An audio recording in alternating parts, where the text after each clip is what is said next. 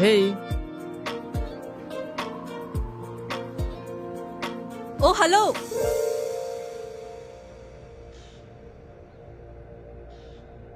আপোনালোক ল'ৰাবোৰ বাৰু কিয় এনেকুৱা অকলে ছোৱালী দেখিলেই হ'ল দুৰ্বলতাৰ সুযোগ ল'ব বিচাৰে আপোনালোকৰ ঘৰত মা ভণ্টি নাই হেই ৱেইট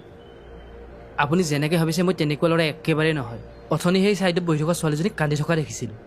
তেতিয়া মাত লগাম বুলি ভাবিছিলোঁ কিন্তু ৰৈ গ'লোঁ আৰু শুনক মোৰ ঘৰত মা ভণ্টি নাই মই বৰ অকলশৰীয়া বাৰু আহিছোঁ